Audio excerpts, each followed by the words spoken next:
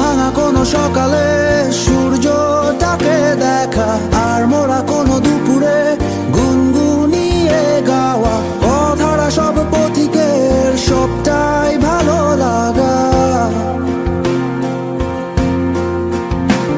আর জানালার ওই কাছটায় থমকে থাকা বৃষ্টি, অলিখিত সব কবিতায় আটকে থাকা সৃষ্টি, দেয়ালে আঁকা ছবিটায় ছড়িয়ে ভালোবাসা।